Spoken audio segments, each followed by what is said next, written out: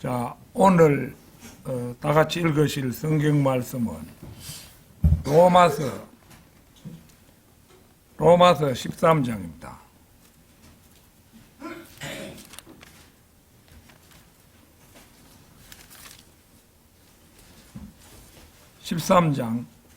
로마서 13장 8절에서 14절까지 말씀입니다.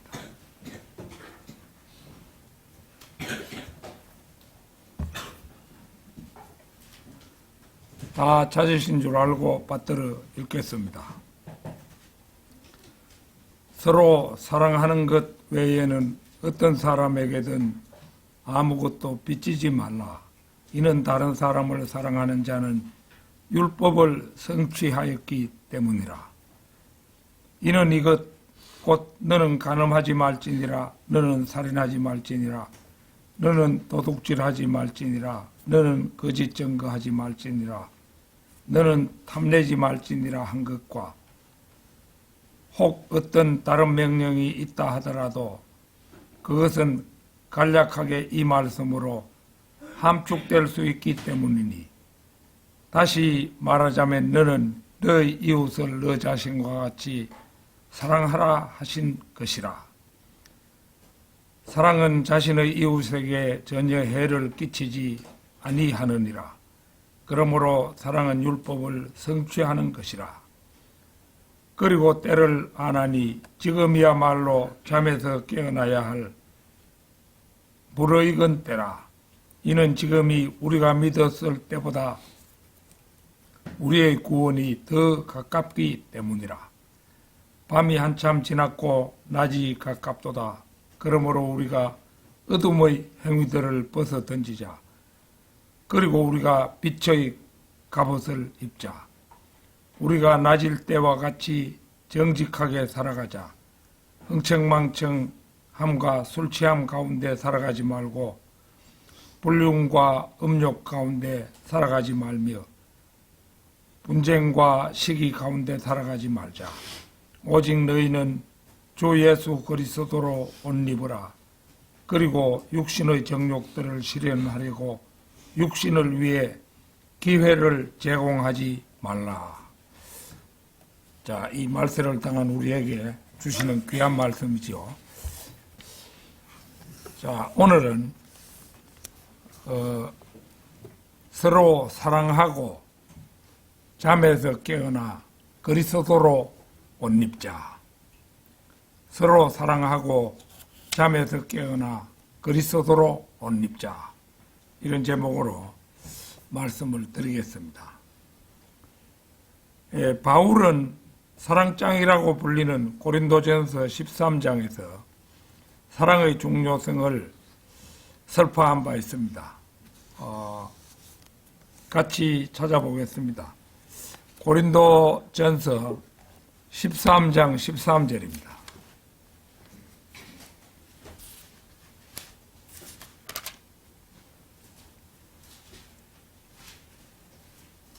그런즉 이제 믿음과 소망과 성도의 사랑 이 세 가지가 항상 있으나 이들 중 가장 위대한 것은 성도의 사랑이라. 왜 이렇게 말씀하셨겠습니까? 믿음이나 소망은 이 시대에 귀하고 위대하지만 그분께서 오시면 더 이상 믿음도 소망도 필요치가 않기 때문입니다. 그러나 사랑은 영원토록 시들지 않습니다. 예수님께서도 일찍이 그분을 시험하고자 물으시는 율법사의 질문에 답하신 적이 있습니다. 마태복음 22장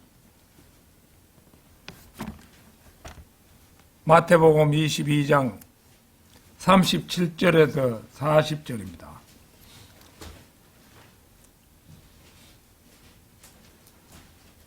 예수님께서 이같이 말씀하셨느니라. 너는 너희 마음을 다하고 너희 혼을 다하고 너희 생각을 다하여 주 너희 하나님을 사랑할지니라. 이것이 첫째요 위대한 명령이니라. 그리고 둘째도 그것과 같으니 너는 너희 이웃을 너 자신과 같이 사랑할지니라 한 것이라. 이 두 명령에 율법과 예언서들 전체가 달려 있느니라. 예수님의 대답은 보는 것처럼 간단 명료합니다. 첫째 계명은 하나님을 사랑하라는 것이고 둘째 계명은 이웃을 사랑하라는 것입니다. 구약적인 개념으로 이웃이란 야곱에게서 난 한 피 받은 형제를 의미합니다. 그들에게는 이웃이 곧 형제였던 것입니다. 이 두 명령에 율법과 예언서들 전체가 달려있느니라. 이 말씀 그대로 율법에 나온 모든 도덕법은 두 계명에 달려 있습니다. 그런데 바울은 이 계명을 오늘의 본문 말씀의 일부인 로마서 13장 10절에서 13절에서 강조하고 있습니다. 따라서 우리는 이 두 계명을 이스라엘뿐 아니라 교회도 받아들여야 한다는 사실을 알게 됩니다. 단지 이스라엘에 있어서는 이웃이란 민족적인 개념이 들어있는 말이지만 이방인인 우리에게 있어서 이웃이란 어떠한 민족적인 개념도 또 인종적인 개념도 포함되어 있지 않습니다. 그러므로 하나님을 사랑하는 것과 이웃을 사랑하라는 두 가지 계명을 우리의 마음판에 항상 새겨 넣어 그리스도인의 올바른 신앙관을 가져야 한다는 말입니다. 2011년 5월 1일에 문경에서는 아무도 없는 깊은 산속 문경시 농안면 폐채석장에서 50대 남성이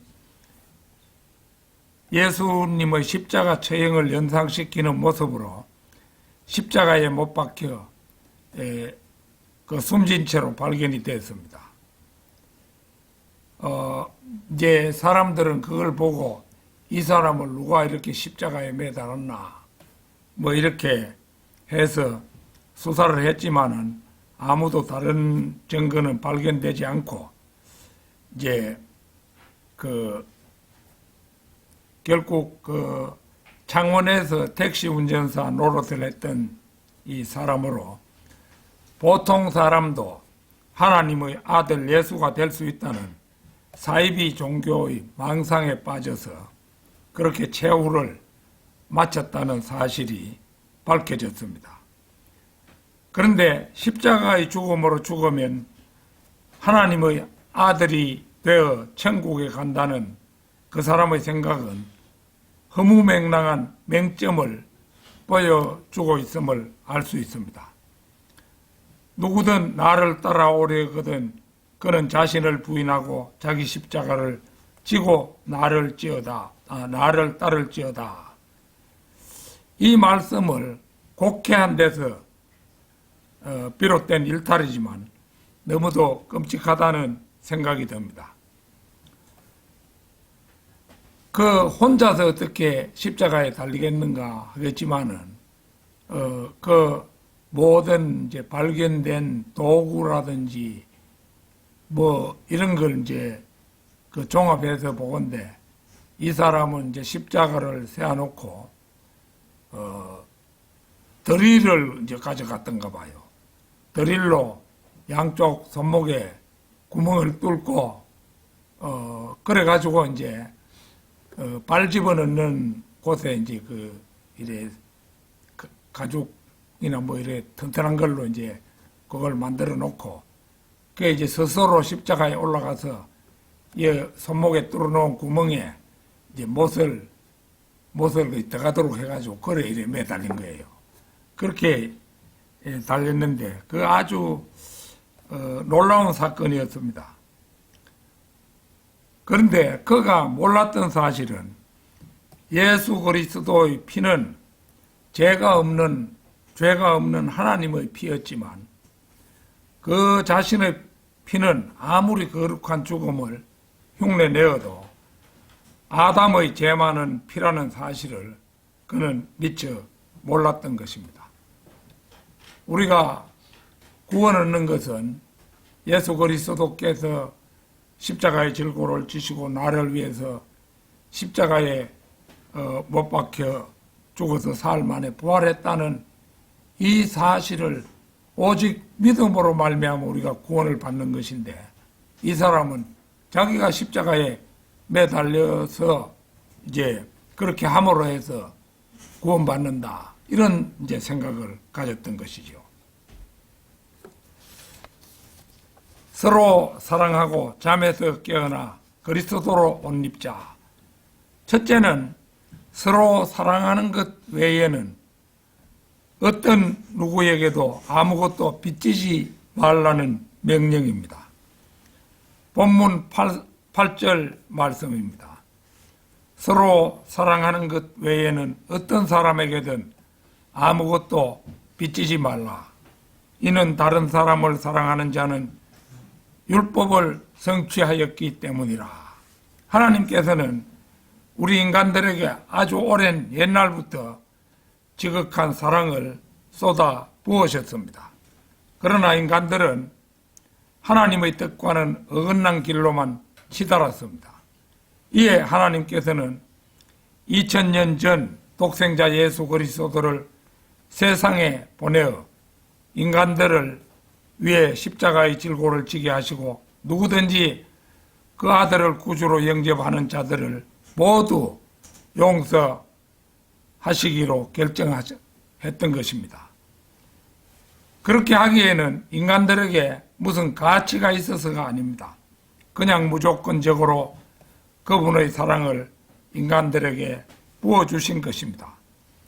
하나님께서는 그분 자신이 부어주신 사랑을 되갚으라고 요구하시지도 않습니다. 그러기에 우리 인간이 하나님께로부터 받은 사랑을 되갚으려면 나는 당신에게, 당신은 나에게 서로 다 사랑의 빚을 갚아야 합니다.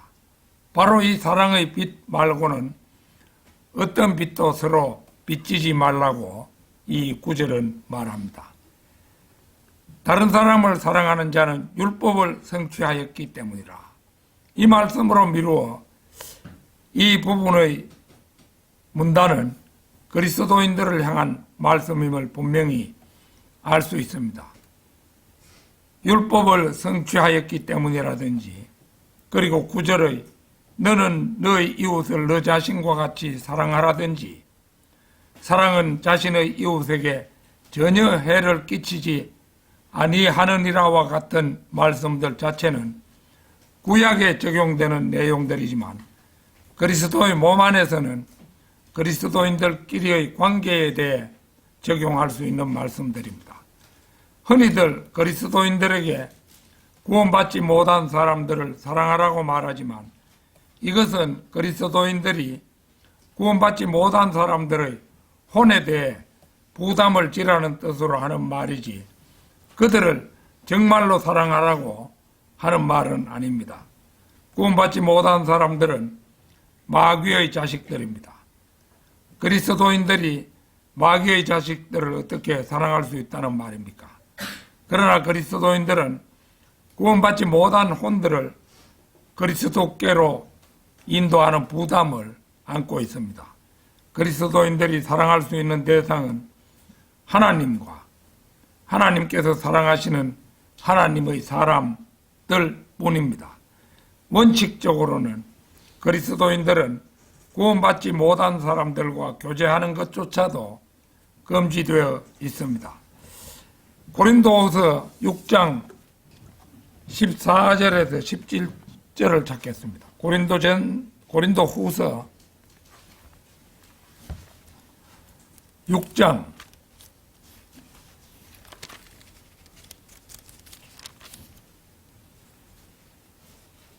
14절에서 17절입니다. 너희는 믿지 않는 자들과 더불어 공평하지 않게 멍에를 같이 매지 말라. 그러므로 의가 불의와 함께 무슨 교제가 있겠느냐? 그리고 빛이 어둠과 함께 무슨 교감이 있겠느냐? 또 그리스도께서 벨리알과 무슨 화합이 있겠느냐?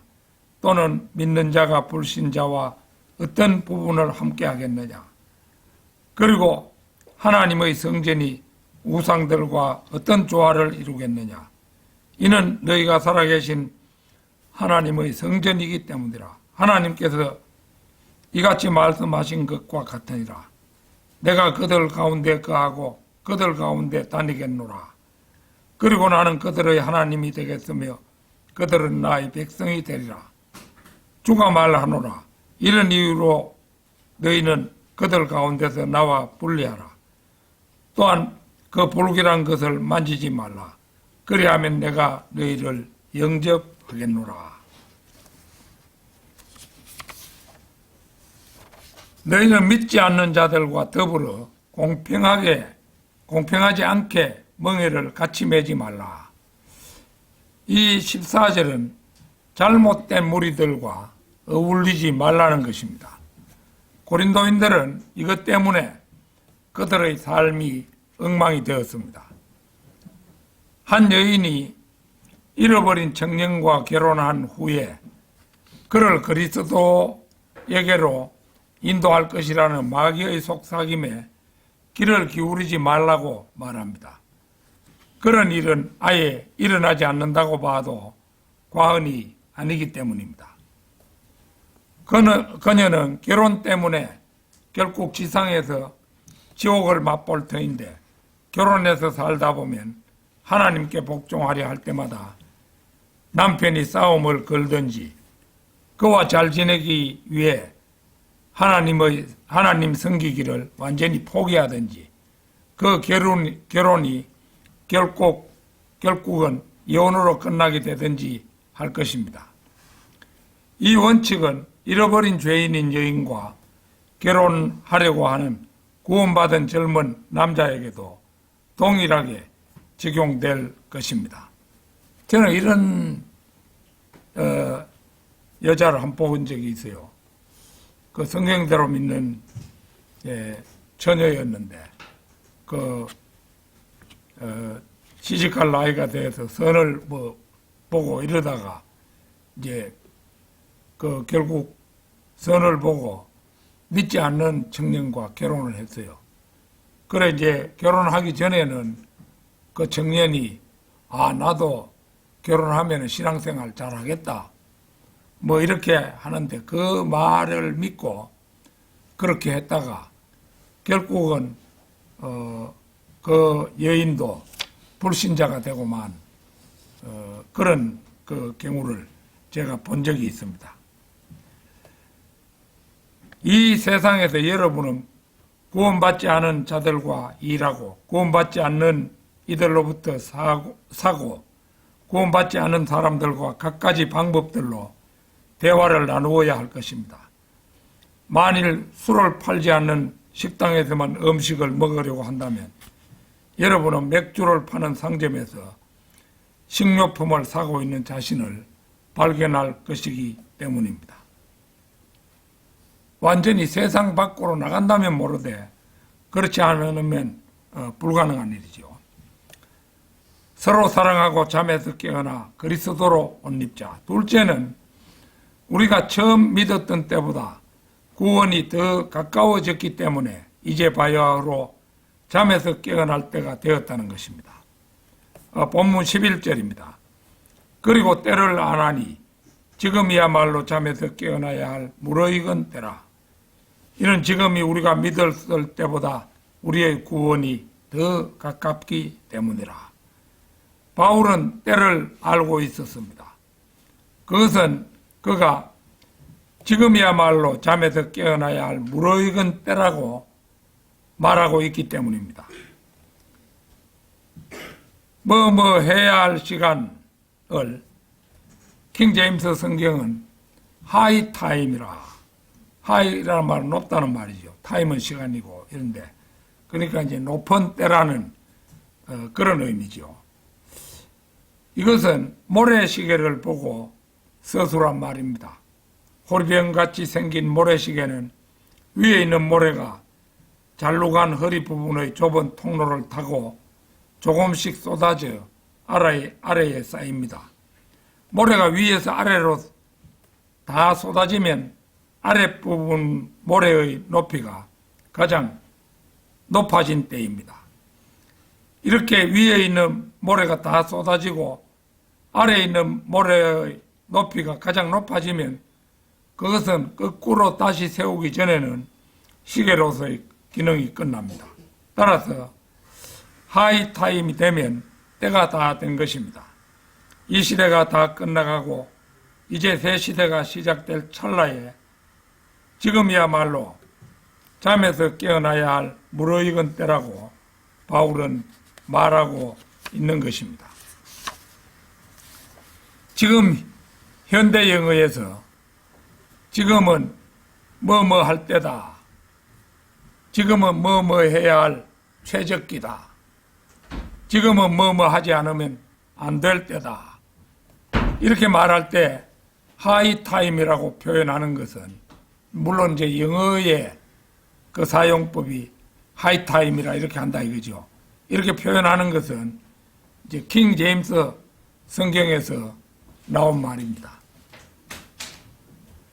지금이 어째서 잠에서 깨어나야 할 시간이겠습니까? 이는 지금이 우리가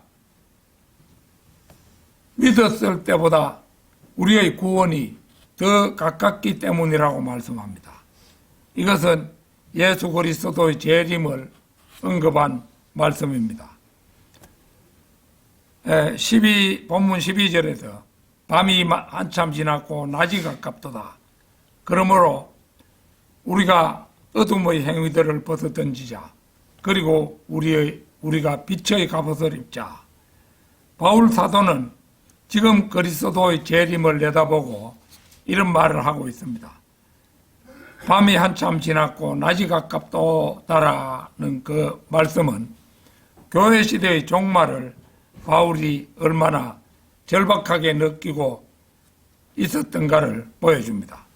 바울이 이 말씀을 기록하던 때는 교회 시대가 막 시작되던 때였습니다.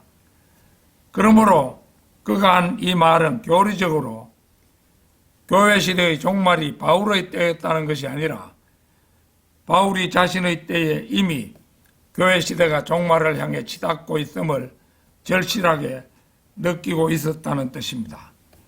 밤이 많이 지났다는 것은 밤의 제1경점, 제2경점, 제3경점, 제4경점이 지나가고 이제 해가 뜰 때가 되었다는 말씀입니다.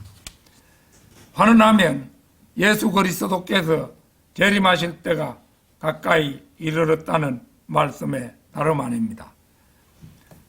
본문 13절입니다. 우리가 낮일 때와 같이 정직하게 살아가자. 흥청망청함과 술취함 가운데 살아가지 말고 불륜과 음욕 가운데 살아가지 말며 분쟁과 시기 가운데 살아가지 말자. 우리가 낮일 때와 같이 정직하게 살아가자.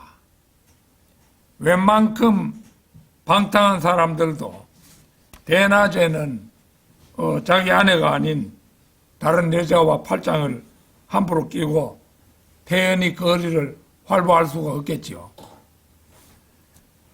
흥청망청함과 술취함 가운데 살아가지 말고 불륜과 음욕 가운데 살아가지 말며 분쟁과 시기 가운데 살아가지 말자.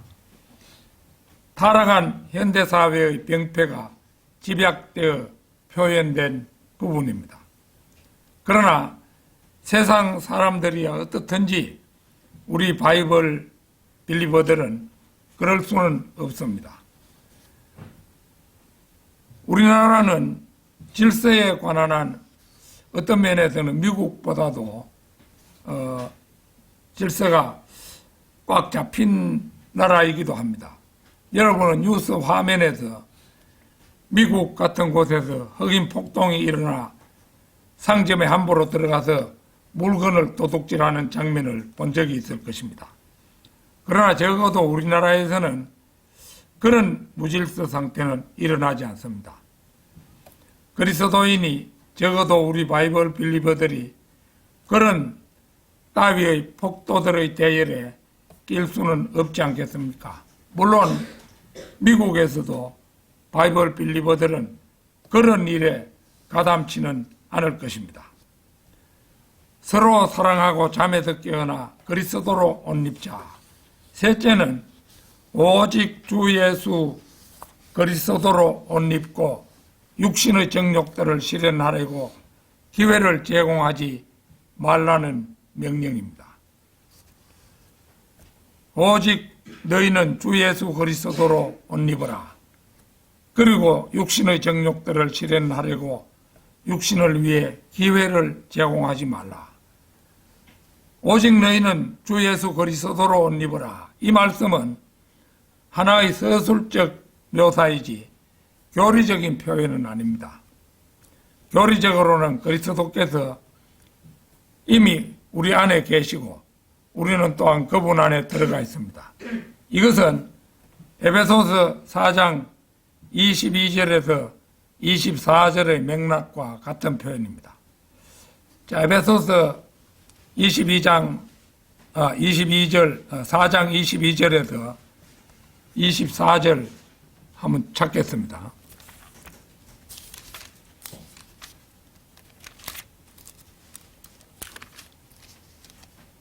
(22절에서) 24절입니다. 너희는 이전 생활 방식에 관하여 옛사람을 벗어버리라. 그 옛사람은 속임수로 가득한 정욕들에 따라 부패한 것이라. 그런즉 너희의 생각의 영 안에서 새롭게 되라. 또한 너희는 새 사람을 입으라. 그것은 하나님을 따라 의의 참된 거룩함 안에서 창조된 사람이라. 또한 너희는 새 사람을 입으라. 그것은 하나님을 따라 의와 참된 거룩함 안에서 창조된 사람이라.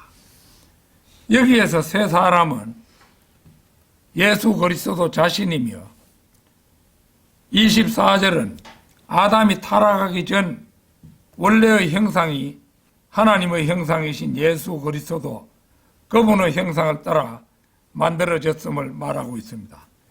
이 말씀은 로마서 13장 14절과 정확히 일치하는 말임은 물론입니다. 예수 그리스도께서는 마치 옷과 같아서 우리가 구원받는 순간 예수 그리스도라는 새 옷으로 갈아입는 것처럼 됩니다. 이 새 옷은 곧 전신 갑옷입니다.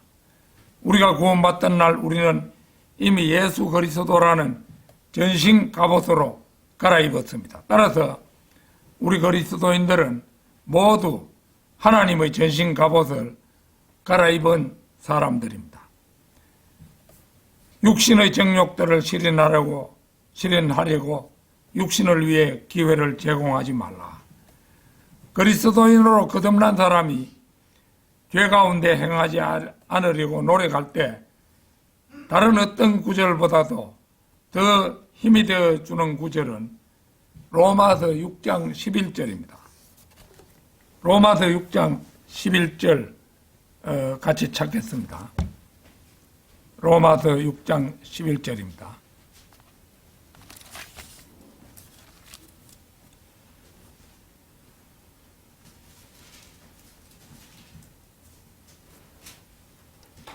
마찬가지로 너희도 너희 자신을 정녕 죄에게는 죽은 자로 간주하되 우리 주이신 예수 그리스도를 통하여 하나님께는 산 자로 간주하라.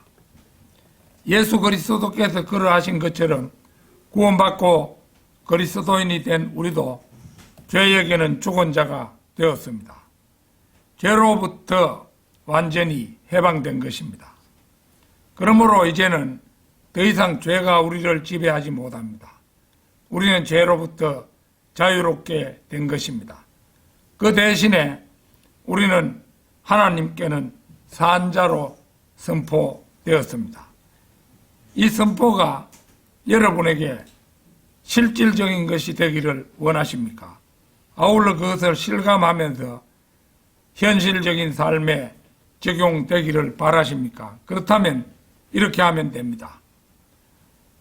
그 6장 11절 맨 끝에 간주하라는 말이 나오죠. 간주하라.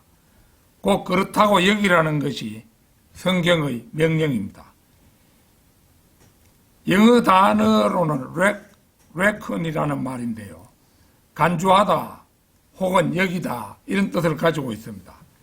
구원받은 사람은 죄에는 죽은 자로 간주하되 하나님께는 산 자로 간주하면 된다는 것입니다. 따라서 바르게 구원받은 사람에게는 두 사람이 있습니다. 한 사람은 죄에서 죽은 사람이고 다른 한 사람은 하나님께는 산 사람이라는 것입니다. 우리가 그리스도인으로서 죄에 연루되지 않으려는 각오가 되어 있다면 육신의 정욕들을 실현하려고 육신을 위해 기회를 제공하지 말라. 이 말씀을 유념해 둘 필요가 있습니다. 그리하여 비로소 우리는 죄에는 죽은 자요 하나님께는 산 자가 될 수가 있는 것입니다. 이를테면 주일에 교회에 가면서 자동차 트렁크에 낚싯대부터 챙겨 넣는다든지 또 집안에 술이 담긴 술병이 있는데도 그대로 집안에다 술병을 방치한다든지 하는 것이 죄의 빌미를 주는 요소들입니다. 술병에 술이 담겨 있을 때는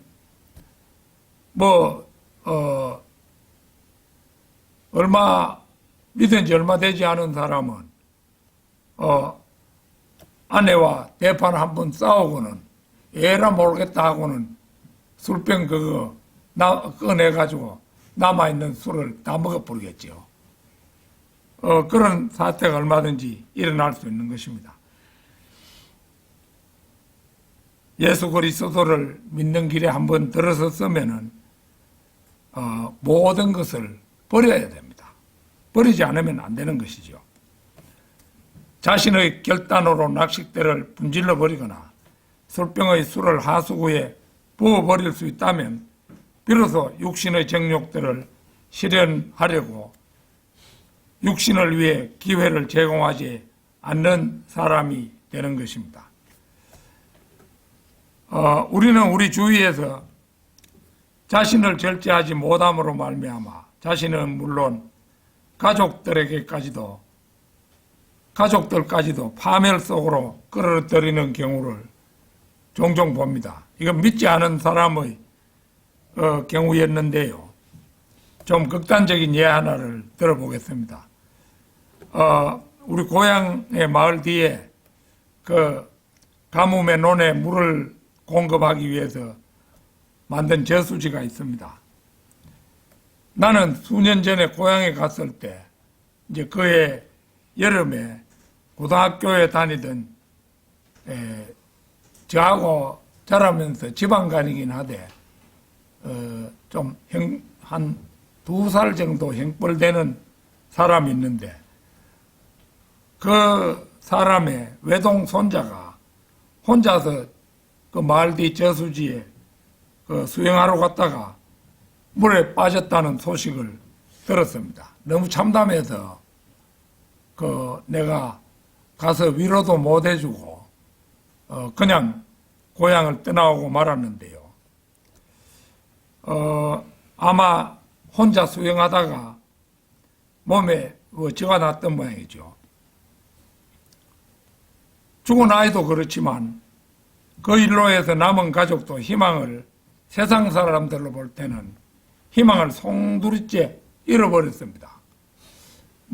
영혼을 소망하는 게 아니고 그냥 세상 사람들의 소망을 가졌으면은 이제 손자가 장가 갈 때가 되면은 장가를 보내고 이렇게 해서 손부선에 밥도 얻어 먹어보고 하는 게 세상 사람들의 소망 아니겠습니까? 그리하여 자신들의 대가 이어지는 것을 보고자 하겠지요. 그 친구 부부는 이미 다 늙어버렸고, 또 자식 부부는 자식 많이 낳으면 고생한다고, 하나만 낳아서 잘 키우면 된다고, 아들 하나 낳고는 오래전에 정관수술까지 그 아이가 고등학생이 될 때까지 이미 세월이 많이 흘렀어요. 그래서 새 장가 가서 다시 자식을 낳아 기르기도 어렵게 된 그런 형편이었습니다. 그 지경 되면은 마누라도 이미 단산했는지도 모르죠. 그렇죠? 그러되면은 새 마누라를 얻어야 되는데 설사 낳는다 할지라도 그 다 부질없는 일이죠. 그래서 남은 4명의 가족은 희망 없이 믿는 사람 같으면 오로지 주님을 위해 살다가 죽으면 되겠지만은 희망 없이 각자의 생을 살다가 죽는 길밖에는 다른 도리가 없게 된 그런 경우를 그때 보았던 것입니다. 결론적으로 지금은 사도 바울 때로부터 은 2000년이 흘러 주님께서 공중에 오실 날이 아주 가까워졌다 해도 하나도 이상하지 않은 때가 되었습니다. 우리의 그 스승인 르크만 목사님이 저한테 힘이 되는 말씀을 주셨는데, 사실은 제가 80을 이제 곧 바라보게 된 형편에도 주님을 맞이하지 못하고 있으니까 이거 어쩌면 죽어서 가야 될지도 모르겠다 이 생각을 하면은 좀 비참한 생각도 들고 그럴 때가 있습니다. 그 르크만 목사님은 분명히 이스라엘이 독립하던 해에 1948년이었잖아요. 그 해에 태어난 사람은 휴거를 반드시 볼 수 있을 것이다. 이렇게 이제 그분께서는 단정하다시피 말씀하셨어요. 그런데 제가 그 해에 출생했는데 아직도 주님께서 안 오셨어요. 그러니까 상당히 주님께서 오실 때가 임박한 건 사실입니다. 데살로니가전서 4장 13절에서 18절 한번 읽어보고 마치겠습니다.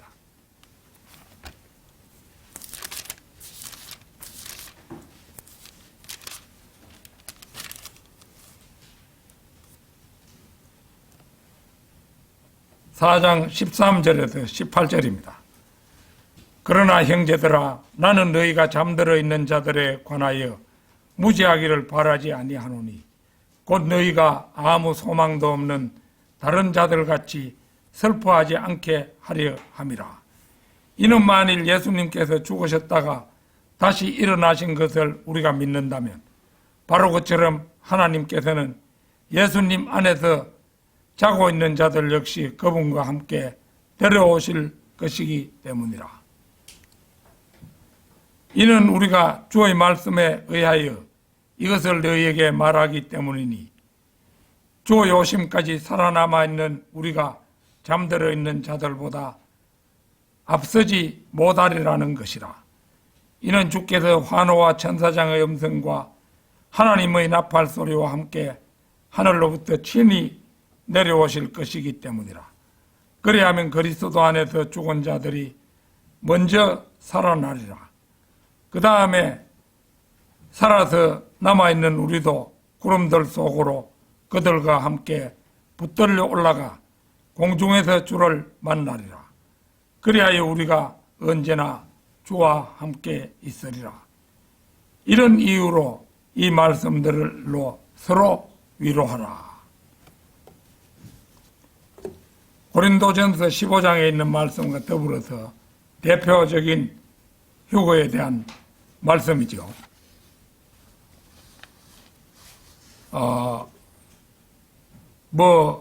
언제가 될지 우리는 단정해서 말할 수 없지만 휴거가 다가오고 있으면 분명한 사실입니다. 그러니까 우리가 한눈 팔아서는 안 되는 거죠. 그래서 성도들끼리 서로 사랑하고 잠에서 깨어나 그리스도로 옷 입어 다 함께 그분을 공중에서 영접하는 모두가 되기를 진심으로 기원합니다. 다 같이 기도드리겠습니다.